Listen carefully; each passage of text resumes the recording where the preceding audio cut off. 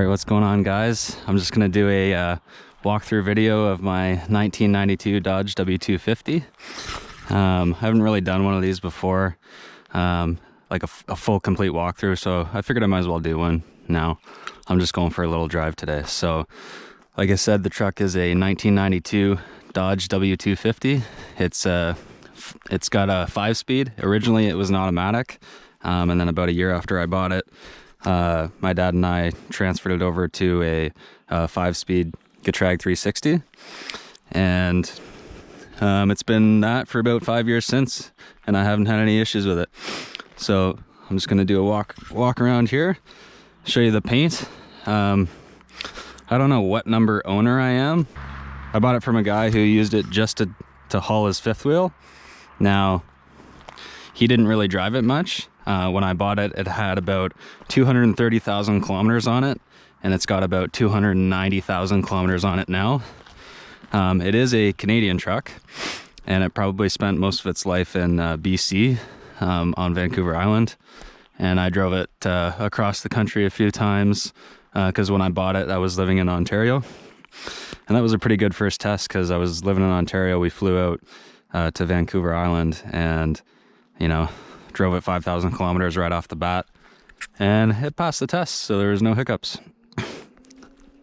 Now, as you can see, it's not perfect. The previous owner told me that it was painted at some point in its life. These are the original colors to the truck, though, which is nice. And, you know, when they repainted it, you can tell there's some minor spots where it needs fixing. And, you know, I've repainted these wheel wells once, and now you can see the rust on the drip rail is getting pretty bad. But, you know, it's one of those things. I drive it, it gets lots of attention, and it's a nice truck, and it works well, right? Oh, look at these guys going.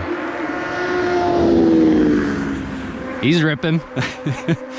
I'm just out here on the Pacific Marine Loop, just going for a nice trip. Wow, listen to that thing. Yeah, like I said, when I was living in Ontario, I used to crown this thing it's like a rust preventative spray every year. I'm actually going to do that this weekend here in Victoria, but they don't have crown in Victoria because they don't really put salt on the roads. What else can I say? The tires on these are 285/75 on 16-inch rims. The 285s fit really nice on the truck. It doesn't rub at all on the front. Stock ride height on the back, and I believe he either re-arched the front springs, or he might have got a extra leaf in there just to level it out, because it does sit pretty level. What else can I talk about here? So I've got this tonneau cover I got from 4-Wheel Drive Parts. It's got snaps all around. It gives it a little bit of character. Lots of room in the bed. I've also got a 1986 Bigfoot camper that I used to haul with this thing. So I've got these frame mounts on the rear, which tie into the hitch receiver, so it's not welded into the frame. And then the ones on the front here, they're just bolted into the frame. I had these made up just because I don't have a garage here in Victoria, so I would have made them myself, but they're still pretty beefy. I like them. These cab lights are not original. They're aftermarket. They were on the truck when I bought it. I would have preferred the OEM style, but it is what it is. I also installed a CB antenna about a month ago with a small CB radio in the truck. And I'll show you the interior here in a sec.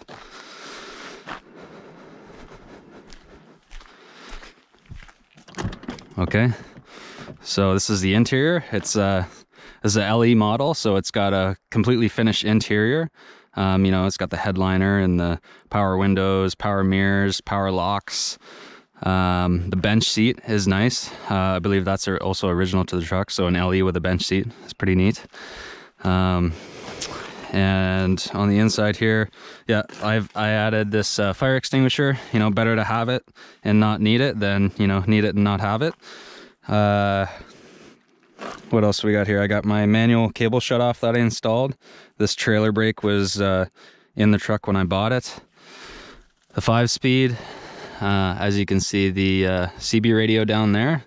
Aftermarket Pioneer stereo system was in the truck when I bought it. My Garmin GPS, and then I like to put my phone up here. And then I also installed a dash cam, a Blackview dash cam. It's got front and rear cameras on it. What else? The tint. The tint was on the truck when I bought it, but when I moved back to BC, they made me remove the front. So I put, I think it was 20% back on the front. Let me show you back here. Don't mind, it's a little bit dirty. I haven't cleaned the inside and outside in about a week or two, but you know, I got my boonie bucket. It's got a few extra filters, belts, etc. for in case of emergencies. Lots of room back here, it's nice. Let me go around this side.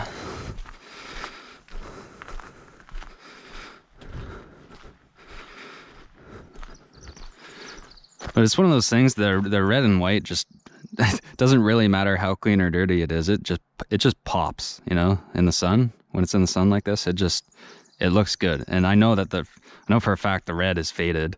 And I've buffed it up before and it looks even better. But like even when it's, you know, not in the best mint condition, it still looks good from a distance. So I'll show you on the passenger side. Yeah.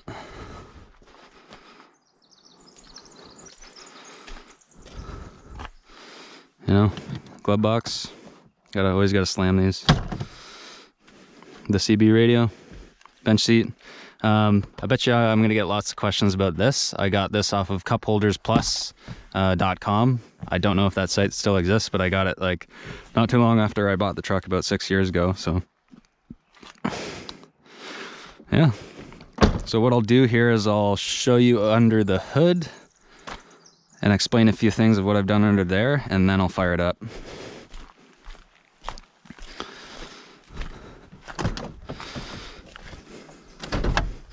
Okay, so under the hood, yep, like I said, the 12-valve Cummins. I've done a bit of work to this thing. It's not totally stock, but I like to do the maintenance on this thing and keep it, you know, keep it running well.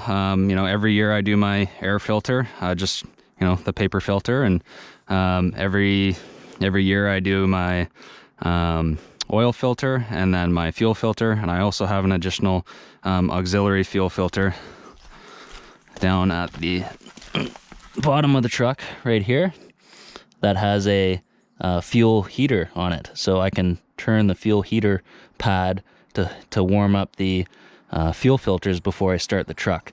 I've got this on the auxiliary filter, and then I have it on my main fuel filter, which is a nice little thing to have for the cold.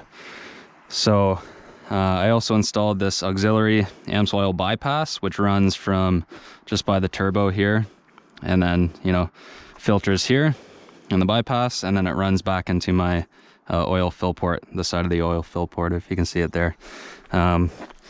That's the stock H1C Holset turbo, and I upgraded it to a 16 centimeter exhaust housing.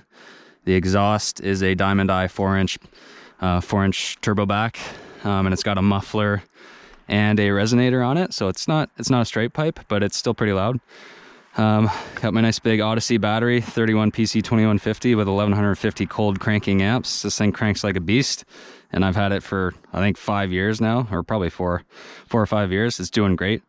And what else? I've tuned the pump a little bit. I put in the 3200 spring, and I've messed around a little bit with the smoke screw and star wheel just to get it where I want it. As well, I've got the M&H dynamic timing spacer in there, and I've advanced the timing on the actual pump by pushing it towards the head about 1/8 of an inch. What else? So up here, this is kind of special. I worked on some of the electrical about a year or two ago. I upgraded my battery terminals to the military style, you know, battery terminals here just to neaten things up. I got those off of Amazon. It really just neatens it up. And then I ran I don't know if you can see way down in here, there's just a bus bar for the positives. So, you know, some of the accessories or stock items that were here are now running down there. And then I run up to this fuse block that I've got with a few extra relays. And then I can mount a couple extra relays, but these are where all my accessories are. So, you know, I've got my dash cam, you know, fuel heaters, USB block, CB, another portion for my dash cam, GPS. So I've got room for lots of accessories here, and it kind of just neatens it up. I still have my my inline, what do you call them, fusible links. I haven't gotten rid of those yet, but again, I haven't had any issues with them. So I think it's one of those things where it's stock. I haven't had issues with it, so I think I'm going to leave it for now until I have any problems with it. I know lots of guys have had issues with it in their trucks, but I haven't had any issues with mine so far. So as you can see, just before I shut the hood here, you know, telltale sign for the automatic trucks is this control, I don't know what you call it, control module, throttle position sensor on the top of the pump. The automatic trucks had these, but the manual trucks didn't. Okay, so we'll get this thing fired up, see what it sounds like.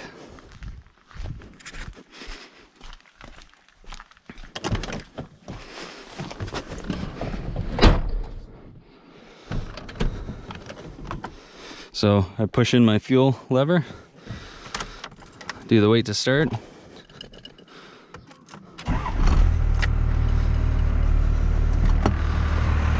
So this thing has 288,429 kilometers.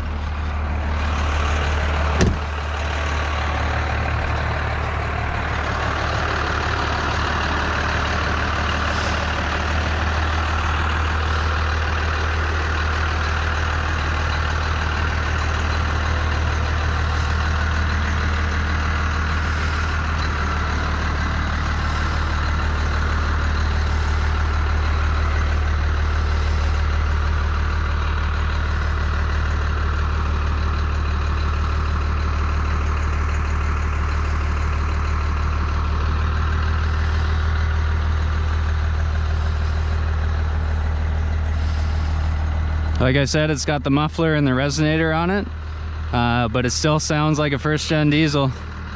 Those old 12 valves are like tractors. Can't get rid of that sound. I forgot to mention on the interior, I've also upgraded the interior. I ripped it all out and put in some sound deadener. I did that a few years ago, and it's helped for the highway and regular driving, just to keep the cab quiet. Okay, so that's pretty much the story of my first gen. Like, it's my first vehicle and it's my first truck. I'm probably gonna drive it forever, and it's definitely been reliable. You know, I think when I move places and get a garage, I'm probably gonna tackle some bigger things like the rust issue on the drip rail, but overall it's a solid, reliable truck. And you know, if you're thinking about getting one of these trucks, you know, don't hesitate. They're super reliable. So thanks for watching. I'll probably include some driving footage on this, and cheers.